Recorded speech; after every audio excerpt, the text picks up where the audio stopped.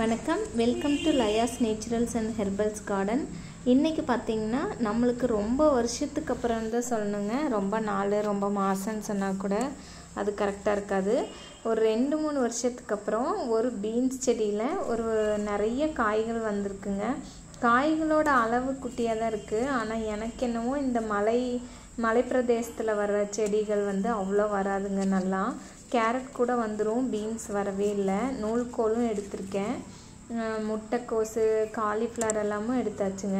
ஆனால் பீன்ஸ் வரவே இல்லை. உங்களுக்கு இது பார்க்கும்போது என்ன இந்த இத்தினூண்டு பீன்ஸுக்கு இவ்வளோ ஆச்சரியமாக சொல்கிறேன் அப்படிங்கிற மாதிரி இருக்கும். ஆனால் எனக்கு இதாங்க ஃபஸ்ட்டாக பீன்ஸ் இவ்வளோ சேர்ந்து அப்படி வந்தது. பார்க்கவே எனக்கு ரொம்ப சந்தோஷமாக இருந்ததுங்க. அந்த காய்ச்சிருந்த பீன்ஸ் எடுத்துக்கிட்டேன் பாருங்கள்.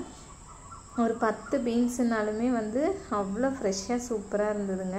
கேரட் பீன்ஸ் பொரியலுக்காக நான் கடையிலேருந்து கொஞ்சம் காய்கள் வாங்கிட்டு வந்திருந்தேன். அது கூட இதையும் சேர்த்துக்கலாம் அப்படின்ட்டு.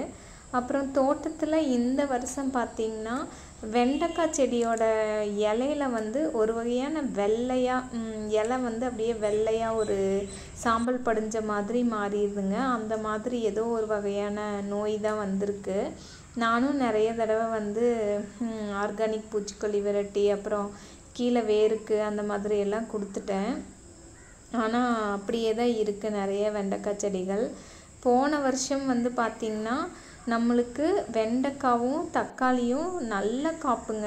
அதே மாதிரி கத்திரிக்காய் 3மே பார்த்திங்கன்னா எடுக்க கூட நிறையிற அளவுக்கு நல்ல காப்பு இருந்தது.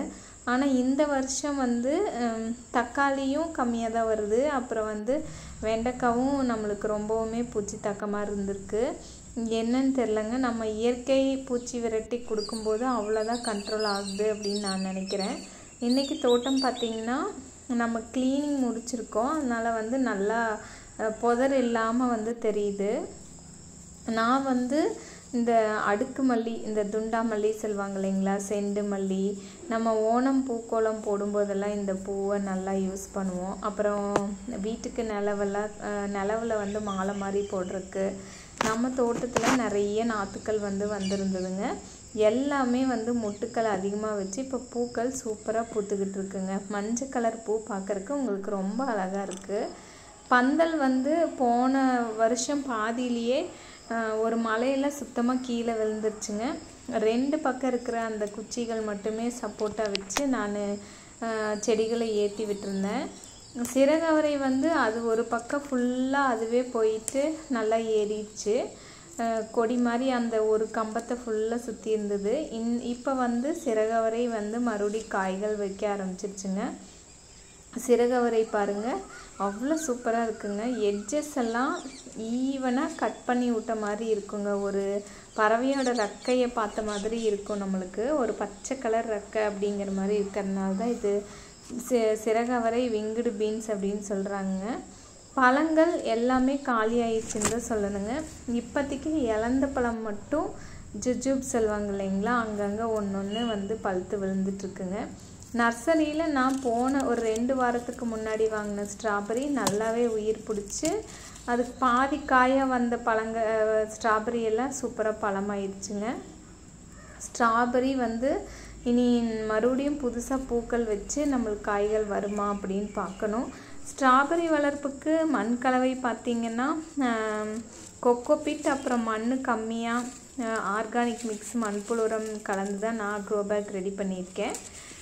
தண்ணி கம்மியாக கொடுப்பேன், 2 நாளைக்கு ஒரு தடவை அந்த மாதிரி கொடுப்பேன். பழங்கள் வந்துருச்சு அப்படின்னா க்ரோ பேக்கில் டச் ஆகாத மாதிரி வச்சுருக்கணும், இல்லைன்னா இந்த மாதிரி அழுகி போயிடும். மல்பெரி செடி ஃபுல்லாகவே ட்ரிம் பண்ணி விட்டாச்சுங்க. ஒரு கொம்பில் பார்த்திங்கன்னா ஒரு கூட்டமாக ஒரு 4-5 மல்பெரி இருக்குது. அது மட்டும் அப்படியே இருக்குது. ஒரு சிலது அதில் பழமும் ஆக ஆரம்பிச்சிருச்சுங்க. செடி கீழே நிறைய விழுந்துச்சு. நான் கம்ப்ளீட்டாக செடியை ட்ரிம் பண்ணி விட்டுட்டேன். இன்னும் ஒரு 2 கொத்து ட்ரிம் பண்ணலை. காரணம் என்னென்னா அதில் நிறைய காய்கள் இருக்குங்க. நான் ட்ரிம் பண்ணதுக்கு கீழே இருந்த குட்டி குட்டி காயெல்லாம் பார்த்திங்கன்னா சூப்பராக நல்லா பெருசாகிட்டு பழமாயிடுச்சுங்க. பழங்கள் நல்லா சைஸாக பெருசாகவும் நல்லா ஷைனிங்காகவும் வந்திருக்கு. பார்க்க ரொம்ப அழகாக இருந்தது. நிறைய செரி பழங்கள் கீழே கொட்டி போச்சு, அதை நம்ம எடுக்க முடியாதுங்க. காய்ச்சி நல்ல பழமாக இருந்த பழங்களை மட்டும் ஒரு கை அளவு எடுத்துக்கிட்டேன். நம்ம ஒரு 2-3 தடவை சேர்த்து வச்சோம்னா சரி வந்து நம்ம ஏதாவது ஒரு ரெசிபி பண்ணிக்கலாம். இன்றைக்கி இவ்வளோதாங்க அறுவடை. நல்ல சிகப்பு கலரில் பழங்கள், செரி, ஸ்ட்ராபெரின்னு பூக்கள் வந்து சூப்பராக விரிஞ்சு நம்ம தோட்டம் ஃபுல்லாக ஒரே மனமாக தோட்டம் பார்க்கவும் அழகாக இருக்குங்க. இந்த பூக்களை பார்க்கும்போது நம்மளுக்கு கண்டிப்பாக நம்மளோட ஸ்ட்ரெஸ்ஸே அப்படியே நல்லா ரிலீஃப் ஆயிரும். நான் வந்து ஒரு கிண்ணம் அளவு இன்றைக்கி பழங்களை மட்டும் எடுத்துக்கிட்டேங்க. நல்லா வாஷ் பண்ணிவிட்டு நம்ம ஈவினிங்கில் ஸ்நாக்ஸ் மாதிரி சாப்பிட்டுக்கலாம். மல்பெரி, செரியெல்லாம் தீர்ந்ததுக்கப்புறம் நம்மளுக்கு இப்போ இந்த ஸ்ட்ராபெரி இதெல்லாம் வந்தது நம்மளுக்கு ஓரளவுக்கு ஓகேங்க. அவ்வளோதாங்க, இன்றைக்கி அறுவடை எடுத்தாச்சு. நம்ம தோட்டம் பிடிச்சிருந்தா லைக் பண்ணுங்கள், சப்ஸ்கிரைப் பண்ணுங்கள். நன்றி.